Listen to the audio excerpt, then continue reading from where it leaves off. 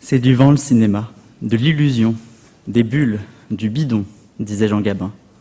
Or, le vent se calme, l'illusion se dissipe, les bulles éclatent et le bidon se perd.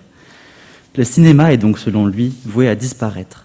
Chère présidente, chers membres du jury, cher public, chère contradictrice, le 7e art joue-t-il sa dernière séance? Commençons, pour essayer d'y voir un peu plus clair, par définir les termes du sujet. Le 7e art est tout d'abord un terme forgé par un critique franco-italien, Ricciotto Canudo, qui fait du cinéma le 7e art en publiant en 1923 le manifeste du 7e art. En bref, vous l'aurez compris, et vous le saviez sûrement déjà, mais le 7e art est le cinéma. D'un autre côté, je trouve ce sujet assez évasif concernant cette histoire de dernière séance. Dernière séance avant quoi? Dernière séance avant la fin du monde, dernière séance avant la fermeture du cinéma, dernière séance avant la fin de la journée.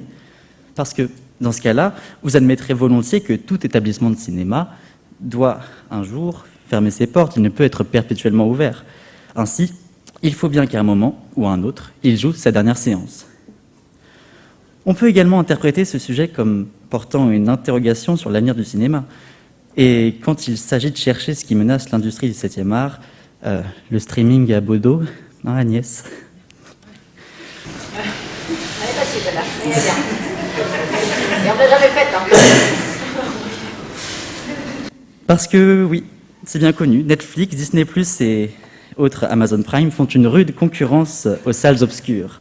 Puisque le sujet nous demande si le 7e art joue sa dernière séance, prend un malin plaisir à tenter de nous dérouter avec une métaphore fallacieuse, faisons de cette dernière une réalité. On nous demande si le 7e art joue sa dernière séance. Compte tenu du contexte cinématographique dans lequel on se trouve, cette notion de séance se ramène à une séance de cinéma. Ainsi, il convient de se demander de quel film parle-t-on, quel film est projeté durant cette séance. Et la réponse que j'aimerais apporter à cette question est la suivante. La séance en question est celle projetant l'histoire du 7e art.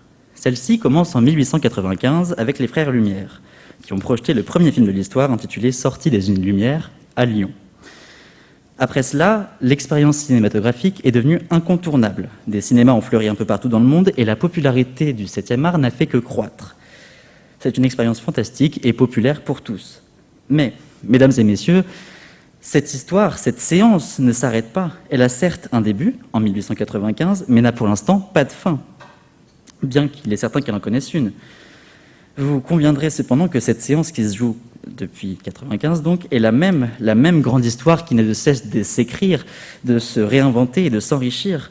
Ainsi, cette grande séance, cette grande histoire du cinéma est certes la première, mais elle est aussi la dernière. Le cinéma finira, selon moi, quand l'homme n'aura plus envie, plus les moyens, ou tout simplement n'existera plus pour se divertir. Parce que je ne sais pas si vous avez jeté un œil au dernier rapport du GIEC, mais on est mal, on est plutôt très mal. Me regardez pas comme ça, je sais qu'on me dit parfois que je ressemble à Jésus, mais je n'accomplis pas de miracle, je ne peux rien faire. Je n'ai encore jamais marché sur l'eau, sauf avec votre consentement, monsieur. Bien entendu. Ce que je veux dire, c'est que l'homme n'existe pas sans divertissement. Aussi nombreux et variés soient-ils. Certains se distraient par le travail, d'autres préfèrent la musique ou le cinéma. Il en faut pour tous les goûts. Ainsi, le cinéma, dont je le rappelle, la première séance se joue encore en ce moment même, est voué à disparaître en même temps que l'humanité. Le rideau tombera ainsi, selon moi, sur le 7e art, en même temps qu'un astéroïde tombera sur la Terre. Radical, certes, simple, je l'admets, mais diablement efficace, vous en conviendrez. J'aimerais, après cette parenthèse fataliste, revenir sur le sujet pour un argument un peu plus mesuré. Le 7e art joue-t-il sa dernière séance? Le verbe « jouer » est ici conjugué au présent de l'indicatif, qui me permet, je vous le rappelle, de dire que le cinéma joue sa première séance et sa dernière séance depuis 1995. Mais imaginons maintenant qu'il s'agisse de présent de narration. Petit rappel de conjugaison, le présent de narration est l'emploi de l'indicatif présent dans une phrase ou un texte relatant des événements passés. Dans ce cas, le verbe jouer ferait référence à un moment dans le passé durant lequel le 7e art a joué sa dernière séance. Toutes et tous reconnaîtraient probablement ceci. Oh. Dès lundi et jusqu'à nouvel ordre, les crèches, les écoles, les collèges, les lycées et les universités seront fermés. Un jour frabieux pour les étudiants, les écoliers, les lycéens et les collégiens. Mais à la suite de ce discours de notre président, dans une allocation solennelle, le Premier ministre Édouard Philippe a par la suite annoncé samedi 14 mars 2020 au soir la fermeture et jusqu'à nouvel ordre de tous les lieux recevant du public non indispensables à la vie du pays. Ce fut donc le clap de fin pour les cinémas qui ne rouvriront leurs portes que le 19 mai 2021, après des mois de fermeture. Ainsi, le 14 mars 2020, le 7e art joue sa dernière séance, avant un redépart le 19 mai. D'ailleurs, cette fermeture des salles de cinéma est en elle-même une des causes qui permet de répondre oui à cette problématique. En effet, comment se distraire, s'évader dans un monde imaginaire sans les salles obscures ? Eh bien, les plateformes de streaming telles que Netflix ou Disney+, pour ne citer qu'elles, offrent ce luxe, et à domicile s'il vous plaît. Un catalogue interminable de grands classiques ou de longs métrages plus récents, aux côtés de séries plus ou moins connues, et le tout pour 13,49 € chez Netflix et 8,99 € chez Disney+. Je ne suis pas payé pour cette publicité. Quand on sait qu'une place de cinéma coûte en moyenne 10 € pour n'aller voir qu'un seul film, là où ces abonnements en offrent des centaines pour environ le même prix, le calcul coût-avantage est vite fait pour les homo economicus que nous sommes. D'ailleurs, les chiffres parlent d'eux-mêmes. Avant le confinement, 30% des Français avaient eu recours une fois dans l'année à la vidéo à la demande ou au streaming. Désormais, ils sont 89%. Le streaming, qu'il soit légal ou illégal, fait en ce sens concurrence au cinéma tel que nous le connaissons et peut mener à terme à la disparition du 7e art tel que nous le connaissons. Car ce ne serait pas la première fois que le 7e art jouerait sa dernière séance, tel qu'il est connu. Regardez, à ses débuts, le cinéma se réalisait sur de la pellicule. Aujourd'hui, j'ai eu beau chercher, je n'ai trouvé aucun cinéma qui avait toujours recours à cette méthode traditionnelle. Nous sommes passés à l'ère du numérique, des disques durs, des projections automatiques. Fini les bobines et les projectionnistes.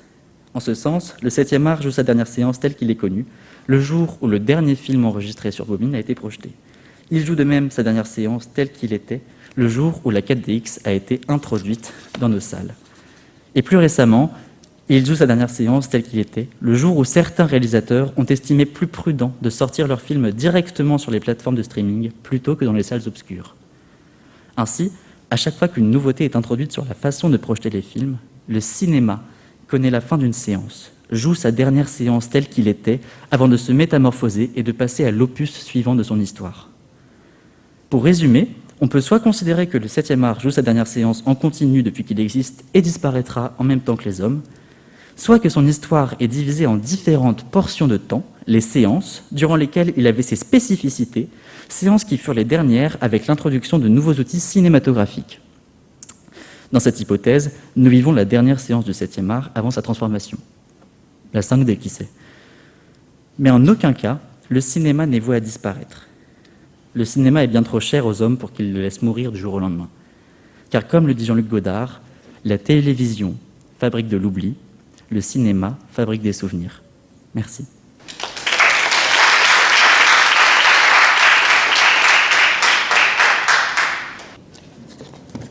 Aujourd'hui, je suis honorée de remettre le César d'honneur au Master Carrière judiciaire pour la réalisation du film Rhétorica. Par la suite, le César du meilleur acteur dans un second rôle est attribué à M. Noé Chabanel pour sa plaidoirie. Même si je n'ai aujourd'hui pas revêtu ma robe de gala, vous connaissez la portée de ces mots. Par ceci, nous honorons le cinéma. Ainsi, vous aurez deviné, nous allons aujourd'hui parler du 7e art. Je citerai alors M. Jean-Luc Godard. Pourquoi parler d'autre chose ? Avec le cinéma, on parle de tout, on arrive à tout. Le 7e art est plus communément appelé cinéma, surnom donné par M. Ricciotto Canudo, j'ai un moins bon accent, excusez-moi, critique italien qui ajoute cet art à la classification d'Hegel. Le terme cinéma désigne plusieurs éléments. Un art, un lieu, une industrie, un procédé. La première définition qui nous vient lorsqu'on parle de cinéma est le caractère artistique. Le cinéma est l'art de composer et de réaliser des films cinématographiques. Mais le cinéma peut tout autant désigner le procédé permettant de procurer l'illusion de mouvement par la projection, à cadence suffisamment élevée, de vues fixes enregistrées en continu sur un film. Mais vous connaissez également la salle de cinéma dans laquelle on assiste aux projections. Enfin, le cinéma désigne l'industrie relative à la fabrication et à la diffusion des films. La suite de la question qui nous est posée peut être comprise au sens littéral. Est-ce la fin des salles de cinéma, ou peut-être comprise dans un sens plus large? Le cinéma est-il fini?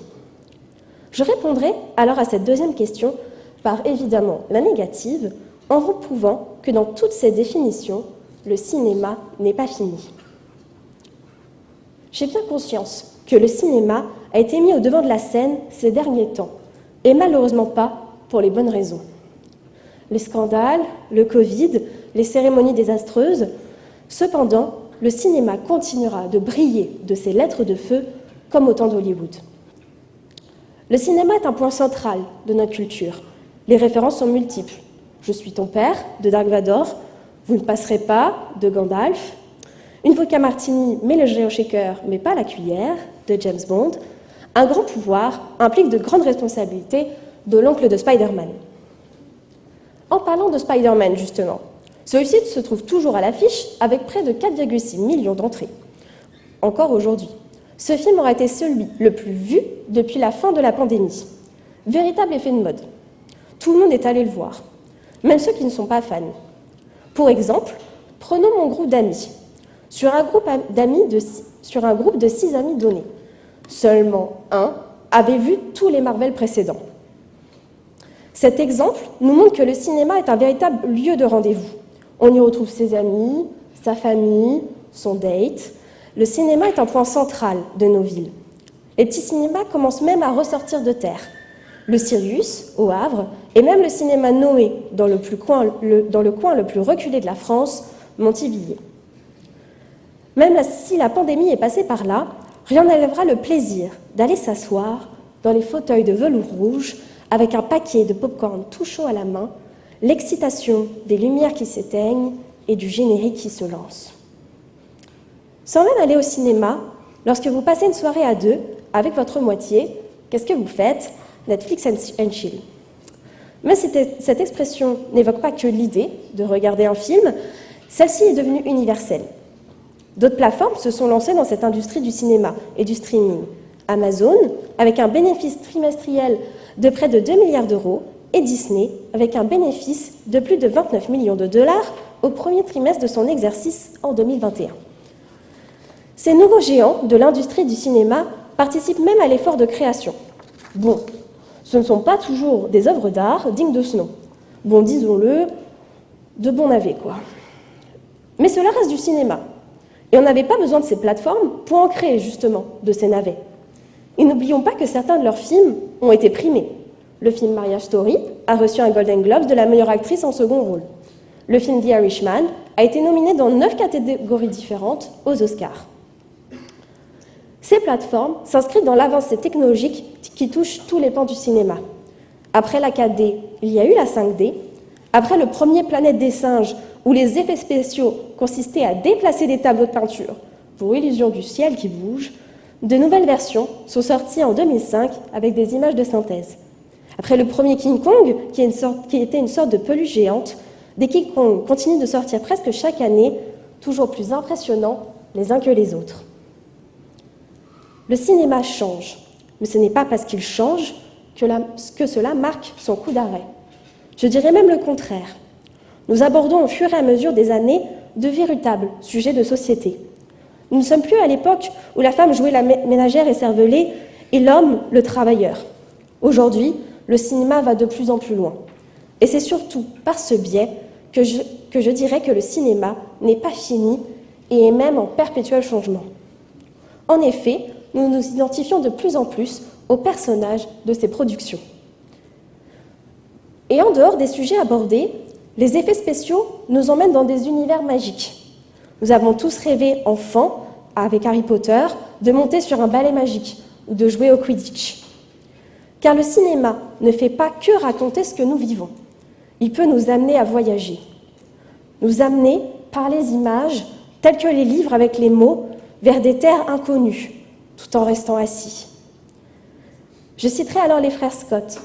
Quand les gens sont tristes au cinéma, c'est parce que dans la salle sombre, on touche du doigt la magie brièvement. Comme eux, je crois en la magie. Et ce sont ces films qui me l'apportent. Qui a réussi à ne pas pleurer devant la ligne verte, Les Petits Mouchoirs, Philadelphia, Titanic? Qui n'a pas réussi à rire devant Astérix et Obélix, Mission Cléopâtre, Les Aventures de Rabbi Jacob, Les Tuches? Qui n'a jamais eu peur devant Shining, Psychose? Qui n'a jamais cru en l'amour devant Pretty Woman, Ghost, Dirty Dancing? Tous ces films nous ont touchés d'une quelconque manière, nous ont amenés à réfléchir. Les films racontent la vie ou prennent un univers parallèle pour nous faire voyager, nous faire alerter, nous raconter, nous faire penser. Le cinéma ne peut être fini. Qui sait, n'importe quel prochain film marquera toute une génération. Alors pour vivre encore toutes ces émotions, ce soir, à l'affiche, The Batman Begins à 20h40, Maigret à 20h, Uncharted à 21h50 et Super Héros malgré lui à 20h10. Bonne séance.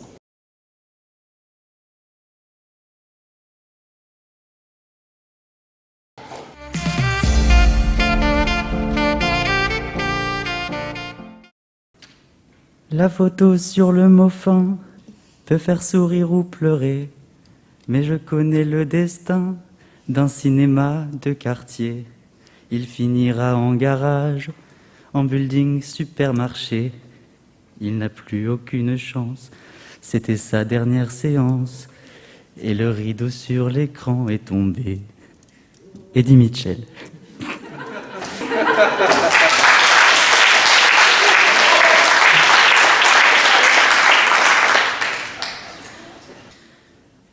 Par cette chanson, Eddie Mitchell cherche à montrer que les petits cinémas que vous avez cités dans votre plaidoirie, bien loin de fleurir, comme vous l'avez dit, sont plutôt menacés par les grands de ce monde, UGC, Pathé, Gaumont, et ont tendance à faire pâle figure à côté de ces industries, et ne peuvent justement concurrencer les chiffres qu'ils engrangent et la taille de leur complexe.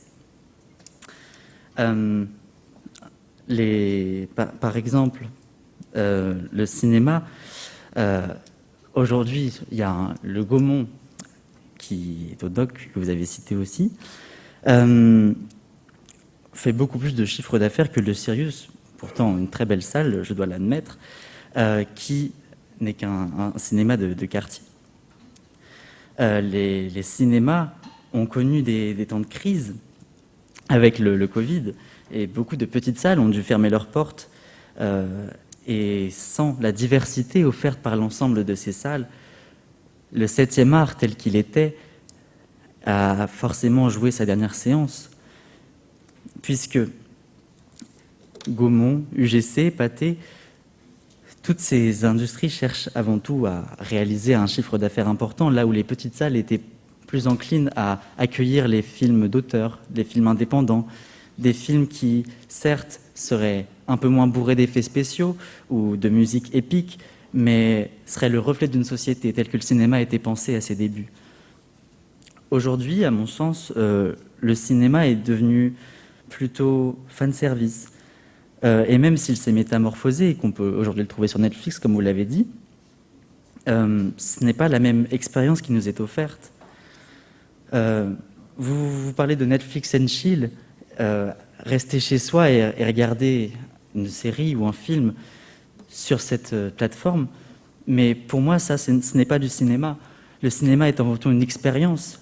Prenez le Sirius, par exemple, la salle numéro 1, très bien, équipée Dolby Atmos, des sons incroyables, je vous le conseille.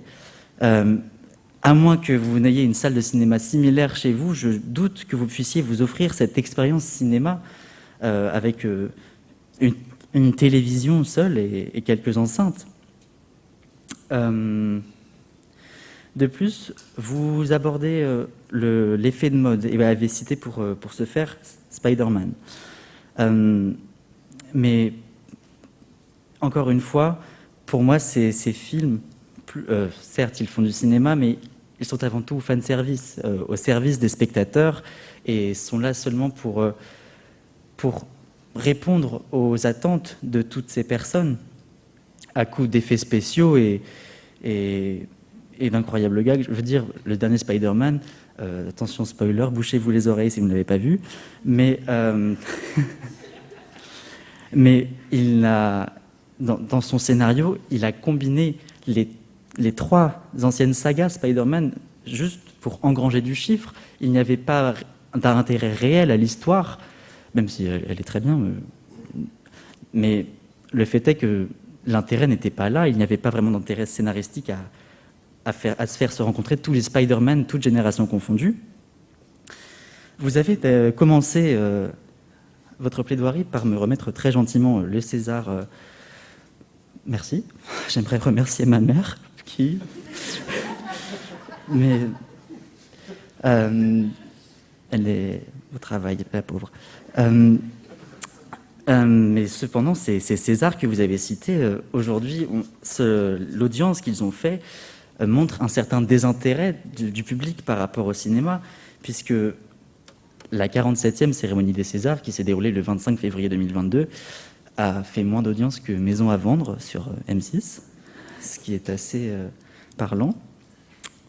Et le film qui a été récompensé par la Timbale lors de cette cérémonie, à savoir Illusion perdue, n'a fait que 441 000 entrées, là où Spider-Man, que vous avez cité, d'ailleurs mon chiffre est différent du vôtre, j'ai noté 7 millions d'entrées dans le cinéma français. Voilà, ce qui prouve que malgré tout, il y a un certain désintérêt du cinéma. D'ailleurs, j'aimerais faire un petit sondage ici, tout de suite avec vous. Qui a Netflix dans cette salle ? C'est assez parlant. Qui est allé au cinéma dans la dernière semaine ? Un peu moins, mais c'est... Voilà, malheureusement, le cinéma est un petit peu en perdition, je dois vous le dire. Vous avez ensuite fait état de perpétuels changements, mais ces changements prouvent un certain changement de paradigme, et donc, je dois m'arrêter, pardon, et donc il y a forcément eu des coups d'arrêt portés à ça, mais pas un arrêt simple, mais plutôt un arrêt du cinéma tel qu'il était pour une évolution vers autre chose. Merci.